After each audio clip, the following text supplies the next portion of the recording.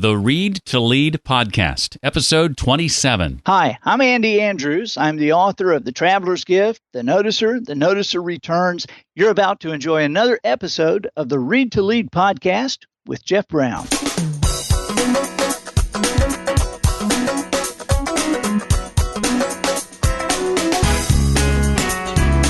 I want to know that at the end of my life, I can point to the sum total of my efforts on this earth and I can say, yes, that represents me. I don't want to take my best work to my grave with me. Welcome to the Read to Lead podcast with Jeff Brown. Jeff believes that if you desire to achieve true success in business and in life, then consistent and intentional reading is a must. The Read to Lead podcast will not only help you narrow this ever-important reading list, but also bring you key insights and valuable feedback from some of today's most successful and inspiring authors. And now, here's Jeff. Hi, and welcome back to the Read to Lead podcast, where we believe that intentional and consistent reading is key to success in business and in life. We're so glad that you're here. Now, even though you may be listening to this episode in 2014 or beyond, this is the final episode of 2013. In fact, it's being released on December 31st, 2013, the best of 2013, Volume 2. As a matter of fact, last week we looked back at the first 12 episodes of the podcast. This week we'll hear highlights from episodes 13 through 24, many of my favorite moments from those episodes. Now, we won't be highlighting all 12 necessarily, but we will hear from as many as 7 different authors. By the way, the show notes page for this episode, if you'd like to refer back to it and maybe dig in a little deeper, is readtoleadpodcast.com/027 for episode 27. You'll find the links there to each original episode from each author we'll hear from today, as well as their most recent book, the one we spent most of our time talking about. All those links can be found at the show notes page. Again, that's readtoleadpodcast.com/027. And just like last week, we're giving away another 3 books. Check out the show notes page I just mentioned for more details on how you can enter to win. The books up for grabs this week: Reply All and Other Ways to Tank Your Career from Richie Freeman, The Difference You Make, Changing Your World Through the Impact of Your Influence from Pat Williams, and Business Secrets of the Trappist Monks, One CEO's Quest for Meaning and Authenticity from August Turek. I want to remind you that on January 15th, I'll be co-hosting a webinar with John Lee Dumas, host of the Super Successful Entrepreneur on Fire podcast. And during this webinar, John's going to pull back the curtain, so to speak, on his brand new Podcasters Paradise members-only community, showing you inside the most powerful podcasting community in the world to help you create, grow, and monetize your podcast. The great thing about this is that Podcasters Paradise is a great complement, I believe, to my month-long hands-on Podcaster Academy course that you've heard me speak about. In fact, I believe they go together so well, I'm giving my course away for free to anyone who joins Podcasters Paradise during this webinar. That's a $300 savings. So don't wait. You can sign up for Podcasters Paradise or the webinar right now. Just go to readtoleadpodcast.com/webinar. That's readtoleadpodcast.com/webinar. Again, when you sign up for Podcasters Paradise now or during the webinar, you get my course for free. I'm so excited to be able to bring you this sneak peek into Podcasters Paradise, where you can create, grow, and monetize your podcast. And John and I look forward to seeing you on January 15th. It certainly wasn't for lack of trying, but it was 13 episodes in before we were able to welcome our first female guest to the podcast. That was none other than Lisa B. Marshall, author of Smart Talk and her own podcast, the Public Speaker Podcast. Lisa is a communications professional, and one of the things I wanted to ask her about was the keys to making a solid first impression and putting your best foot forward in every situation. Right. So the mouthwash commercials tell us, you don't get a second chance to make a first impression. In fact, there's research that supports that. In 2006, there was 2 guys that looked at it, and they determined that it only takes 1/10 of a second. That's 1/10 of 1 second to form an impression, of attractiveness, of trustworthiness, and competence. And also aggressiveness, by the way. But the 3 that we care about here are attractiveness, trustworthiness, and competence. And what's really interesting is that even if you give somebody more time, that even that more time, it just cements whatever that initial first impression was. Wow. Okay. Yes. So that first impression is critically important. So people say, oh, well, you say this, you say that. Well, you don't say anything in the first tenth of a second generally. Usually that first tenth of a second is your posture, your handshake, your facial expression, and particularly your smile and your eye contact. Those two things make a huge difference in that initial impression. If you've ever found yourself in a situation where you didn't know what to say or when to say it, then chapter 3 of Lisa's book is for you. Lisa, I know you get this question a lot. What do I say when fill in the blank? Now, we don't have time to dissect every specific situation necessarily, but what's some of the more universal advice you give to people struggling with what to say and when to say it? The most important advice is to not get hung up in the words. Some people think they have to find the perfect words, or they're not quite sure exactly what to say.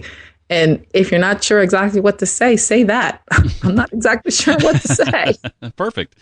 The problem is that a lot of people, when they get into that severe emotional state where they really don't know what to say, then they disappear. They go away because they don't know how to handle the situation. And so they don't call the person. And then time goes on and time goes on and time goes on. And that just makes the relationship worse. And so the overall advice here is don't worry about the perfect words. Don't worry about it. When you're in those difficult situations, the most important thing is to listen to the other person and tell them that you're being supportive of them, whatever that means. You can even ask them, how can I support you? What is it that's going to help you the most right now? I want to do that for you. On October 1st, we released episode 14 of the podcast. That same day, the book The Noticer Returns from Andy Andrews came out, and he just happened to be our guest on this episode of the podcast. One of my favorite points in the conversation with Andy was defining the two paths in life laid out before us, the path to average and the path to awesome. Well, we recently had on the show a guy you probably know named John Acuff, who in his latest book, Start, talks about the two paths that we can travel in life, the path of average and the path of awesome. And I think a lot of folks struggle with that a great deal because the path to average is a lot easier than the path to awesome. And the way it's sort of laid out in The Noticer Returns is this average life versus the opportunity for an extraordinary life. How do you define the difference between those two? Well, average lives, you're right, it is an easier path, but it's also, I guess, just an obvious path.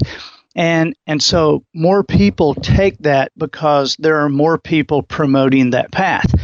I have clients who, besides writing and speaking, I have, a few clients. I work with some football teams and some corporations. And one of the things I always tell them right as we begin is I'm not interested in a normal level of improvement. I am really interested in extraordinary levels. I'm not interested in increasing, 7 to 10% a year. I say if we can't go for 200 or 300% a year, we're wasting our time. And so I tell them, I said, I'll tell you what your enemy is going to be right off the bat. Your enemy is going to be thinking that says, well, I hear you, but that's not the way this industry works. Well, I hear you, but reality is, well, I hear you, but, historically our company has. And so in The Noticer Returns, Jones, this old man in this book is dealing with a younger guy. And he gives him this secret principle of extraordinary achievement. And I'll do it for you real quick. It goes something like this. But before I say this, let me just throw this in there because this is funny to me, Jeff, that anybody who hears this is very easy to agree with. Mm-hmm. It's a little harder to put into practice. But here it is. If you're thinking like everybody else is thinking, and you're doing what everybody else is doing, you're probably doing something wrong because everybody is not achieving results that we would all look at and call extraordinary. Mm. So if you're thinking like everybody else is thinking and you're doing what everybody else is doing, you're probably just contributing to the average. Even if you're in first place, even if people are pointing to you and saying, aren't they doing great? Mm. Chances are you're contributing to the average at a high level. But a high average is still average. Do you want to be average? Do you want to raise average children? Do you want to have an average marriage? Do you want to have an average amount of financial success? Do you want to have average influence in your community? No. If I gave you a magic wand, you would flip that magic wand around in every part of your life and make every part of your life absolutely extraordinary, right? Absolutely. Well, if you would, then we have to be very careful and watch ourselves when we start thinking like other people are thinking and doing what other people are doing, because the results of that are average results, and that's not what you said you wanted. We jump ahead now to episode 16, where our guest was Ken Davis, creator of the SCORE Conference and author of Secrets of Dynamic Communication. Prepare with focus, deliver with clarity, and speak with power. Now, you argue that the most important ingredient in the preparation process is focus, and that if we don't set a focus for our presentation, unconscious objectives, you call it, will take over. And we've all heard those public talks for sure. Oh, my goodness, yeah. What are some examples of these vague, unconscious objectives that can suck the power from a speech? I hope they like me. And so you're constantly, studying the audience, and if you see someone that maybe doesn't like what you're saying, you switch up, or you design your talk so that they will like you. I'm not sure that's a specific goal, a good specific goal for a talk. The best talks, the best speeches, the best messages are designed so that the audience takes something away from it. Now, they're designed to give rather than to get something from the audience. I hope they like me as someone who's standing up to get something from the audience. By the way, in regard to that, speaking is feared just right underneath death. I mean, in our culture, people fear public speaking right underneath death. And I think one of the reasons is their ultimate goal is, what are people going to think? I don't care anymore. If you speak instead to give people something, they will secondarily think that's one of the greatest talks that they've ever heard, if they benefit from it. And many of the people who have come through, we have taught not to let that unconscious goal of, I hope they like me, come in, or I hope I do well, and instead just stand up there to deliver something that will benefit people's lives. It changes everything. Another one is, I've got a half hour to fill. Well, hello, just send me an audio tape. Send me what are those called now? 3 GMs or 3 PMs or PMG3 or whatever. Send me something I can listen to. By the way, your listeners will quickly discover I have ADHD and am slightly dyslexic. So, okay. But just send me one of those. Forget about coming down here. Forget about us paying the expense. And a lot of people say, well, I don't do that. And yet, when they're preparing a speech, number one on their mind is, will this fill the time? Is this? I don't care. If I stop 15 minutes early and people rush out the door to take some action that'll change their lives, I've succeeded. There's no success in going 30 minutes.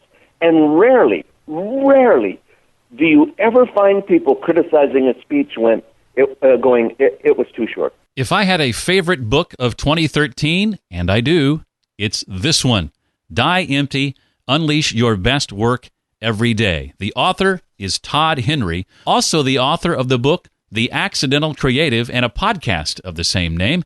And we spoke with Todd on episode 17. Now, you've helped us define what you mean by work as anything to which you can add value, and you go on to suggest that there are basically 3 kinds of work, and I'd like for you to, if you would, define each of those and what putting them together looks like for us.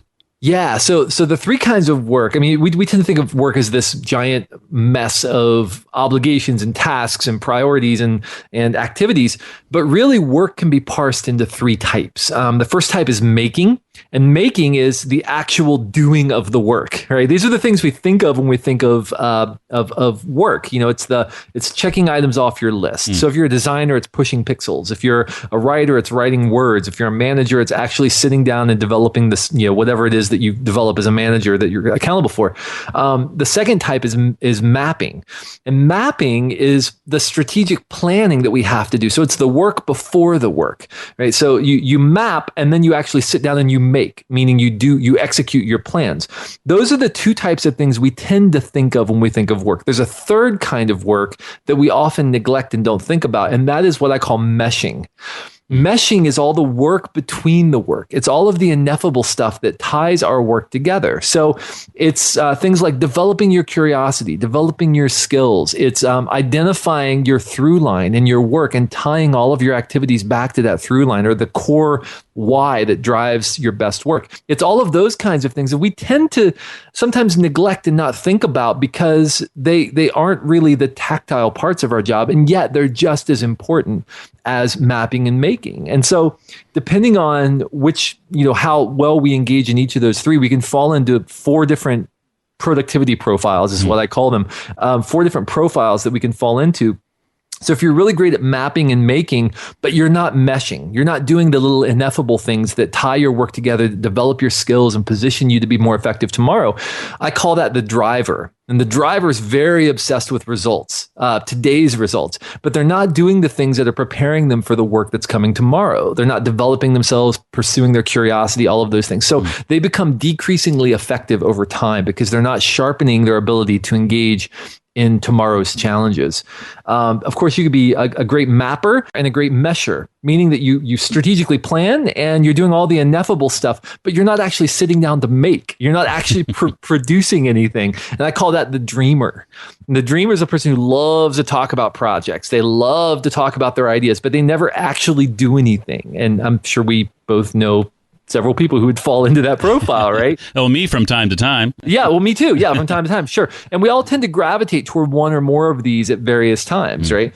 The third type is that you can be great at making and great at meshing, but you're not mapping, meaning you don't have a strategic plan. You're not operating according to the conviction of a strategic plan. And that person is what I call the drifter. They bounce from thing to thing, from project to project, but they often don't complete them because they're always moving to the shiny new thing. They're drifting. They don't have the conviction of a strategic plan to keep them focused on an end objective.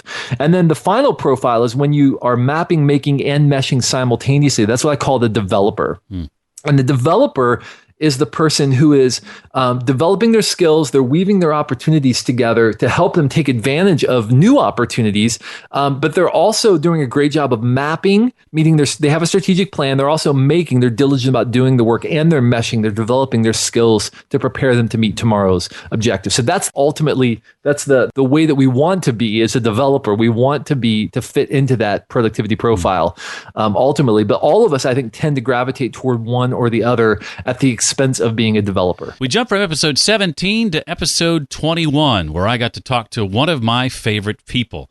It's Chris Brogan, who is author, along with Julian Smith, of the book The Impact Equation. Are you making things happen or just making noise?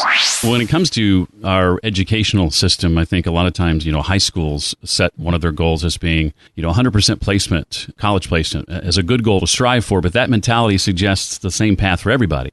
You say that there will come a time when these, I think you used the phrase set paths, will have failed, but that time hasn't come yet, a time when what to do won't be obvious like it might be today. I think this scares a lot of people, but why is that a good thing, or is it a good thing? That's a really good question to ask. I would say that there's a huge challenge right in front of everybody, which is to say that the jobs that we were promised and the work that we were promised that's current out there in the universe is no longer there. And James Altucher, in his book, Choose Yourself, I mean, this is a reading podcast after all, we have to get many books in here. James talks about, he's a guy and he lives in upstate New York, but he visits the city a lot for business. And when he goes there, it's amazing how many big, giant skyscraper buildings only have a few floors of people in them. So there might be, a 40-story building, and there might be only 2 or so levels of actual, employees at desks. And those people all used to work there. So that gives you a little sense of what's going on, is that the kind of standard desk job universe that a lot of us were sort of promised isn't there. I live inside of a factory building from yesteryear. And where I am now is in a town where before there were cars and there were only horse-drawn carriages, this was sort of the Detroit of that area in Massachusetts. And so I sleep every night that I'm home anyway, in a bed that's inside what used to be a factory that these jobs don't exist either. Do you know what I mean? So I think that there's a great abundance of new work happening, and it's not all butterflies and creative fairies and we're all going to be keynote speakers. There's real work to be done, but for instance, I'm working with an internet company, and we have every intention of putting this company together that's going to be have $1 billion valuation in not too long a time, and that's really only going to take 40 or 50 employees. Wow. So what used to be required for that kind of revenue and what that kind of value was a lot more. And really all through the whole process, Jeff, it's been this sort of experience of, how few people do I need to make it happen? And so in part of what we wrote in the book, The Impact Equation, was really pointing towards the fact that you're really going to have to stand out to get, if you want to do something mundane. And if you don't want to do something mundane, then you really, really have to stand out. In this Best of 2013 Volume 2 edition of the Read to Lead podcast, we've already heard from several New York Times best-selling authors. That group also includes our next guest from episode 22, Gary Vaynerchuk, best-selling author and social media expert. He shares hard-won advice on how to connect with customers and beat the competition in his new book, Jab, Jab, Jab, Right Hook. On a platform like Facebook, Gary, what do you think are some of the key elements of effective storytelling that most businesses and brands are missing or are passing over? The time of which they post, the psychology of why somebody's on Facebook. It's very family. It's very catching up on the people that you know and the things that you're interested in. The amount of copy and where to place the call to action in the picture, the understanding of when it should be a picture versus when it should be words. And most of all, that Facebook is not an email service. It's not to use as distribution to drive awareness to somewhere else.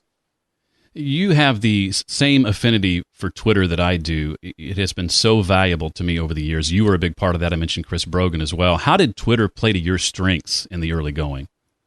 I like to listen. For as much as I like to talk, and boy, do I like to talk. And I'll cut you off multiple times in this interview. I love to talk. But what I'm really good at is collecting consumer data and behavior. And Twitter's the greatest. Listen, let me take a step back. I believe that Twitter is the true social network,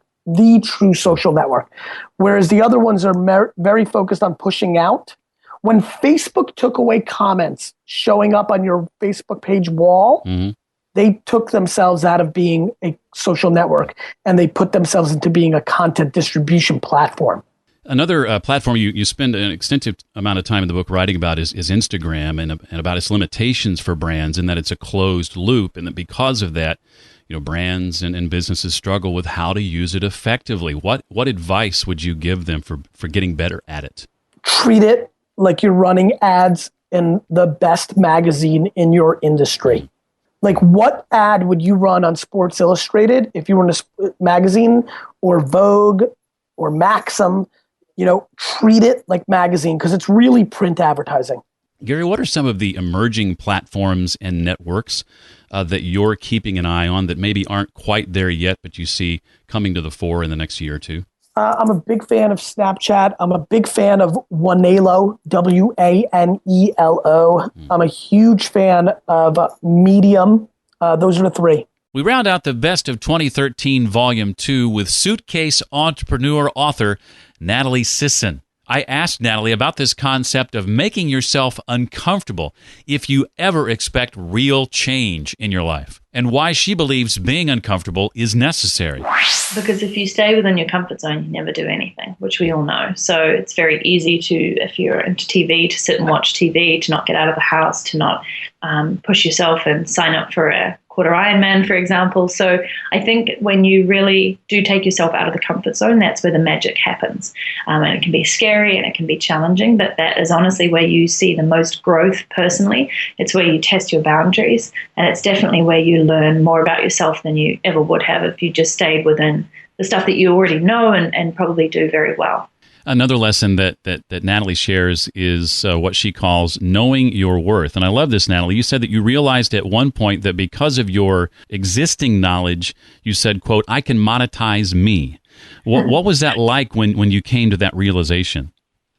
A lot of people cringe at that. They go, I hate the word monetize. But honestly, I do think you can monetize yourself, and you should. If you have skills and knowledge that other people would value, then it's worth packaging that into something that you can help them with and actually get them to pay you for. I mean, that's the standard basis of any business, right? Solve a problem or solve a need that somebody has that they value and they will pay you money for. But I think that more and more we have this opportunity to become what I talk about as sort of leading learners, which is where you go ahead and you learn something, you apply it, and then you can actually turn around and teach people who are just a few steps behind you what you've done or how they can apply it to themselves. And that's really valuable. And that's where you can start to monetize yourself. And a lot of people, I think, say, no, I don't have any special knowledge or skills. But I think we take a lot for granted in what we do naturally and what comes naturally to us. So it's really worthwhile exploring those things that your friends say, hey, you know what, you're really good at, cooking French meals, or you're really great at matchmaking people, or you're really great at simplifying the complex. And those are the things that people will pay you for if you can find that sweet spot. In yet another lesson, you suggest to maximize what you've got and to never stop testing. I'd like to know, Natalie, what are some examples of ways that you've accomplished that? I think I'm always tweaking and testing. So every single launch that I've done of a digital product or a program or a workshop, I've just always tested out different ways of not only how I've structured it or how it's delivered, but also how I've marketed it. And it's interesting actually to see, over the years, I've gone more for the how can I make this accessible to everybody, because I love for people to feel like they're included and I want to help as many people as possible, up to now when I've actually launched something that's much more exclusive. I'm not marketing it in the normal way. It's very much internal within my community. It's application only. It's all the things that I've never done before, actually. And I just love the learning lessons that come from that. And that has just come from listening and understanding my audience and knowing what works and what solutions deliver, and then creating that and putting it out there in a different way. And I just love that. I mean, I think I'm always learning, and I would hope that people in my community are, and I hope that you are, and to actually test that out and see how it works rather than always doing the same thing. The final episode of 2013 is now officially in the book. I want to remind you that you have the chance to win one of 3 books here at the end of the year. That is, if you're listening to the podcast between December 31st and the morning of January 4th. Books up for grabs include Reply All and Other Ways to Tank Your Career, from Richie Freeman, our guest on episode 18 of the podcast. Our guest on episode 15 was Pat Williams, The Difference You Make, Changing Your World Through the Impact of Your Influence. And our guest on episode 25 was August Turek.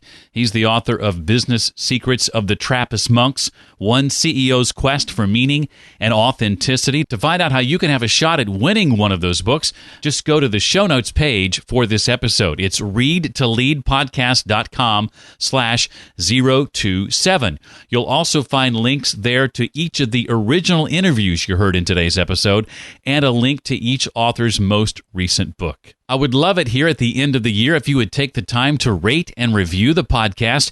You can do that in iTunes or on the Stitcher platform. To rate and review the podcast in iTunes, just go to readtoleadpodcast.com/iTunes. And to rate and review it on Stitcher, you can go to readtoleadpodcast.com/Stitcher. Several new reviews coming in last week from Stitcher, 5-star ratings and reviews from Here Was There. Also, David J. Lonergan from Australia. Thank you, David. And Alexander Dovgalyuk from Russia with another 5-star rating and review. Thanks so much to each and every one of you. And thanks to you for making the Read to Lead podcast launch in 2013 such a huge success. I certainly could not have done it without you and, of course, our wonderful guests. And I'm looking forward to all the great books that I can bring you in 2014. Please remember that if you or someone you know has launched or is about to launch a podcast, you can get my month-long Podcaster Academy course for free when you sign up for John Lee Dumas's Podcaster's Paradise and our upcoming webinar. That's happening January 15th. Go to readtoleadpodcast.com/webinar to find out more. That does it for this week, the last episode of the year. I'll see you next week for the first 2014 episode of the Read to Lead podcast, January 7th. Thanks so much for listening to the Read to Lead podcast. As a subscriber, we challenge you to be more than just a passive listener. Become a vital member of the community. Visit us on the web at readtoleadpodcast.com and chat with other members at facebook.com/readtoleadnation. Until next time, remember, leaders read and readers lead.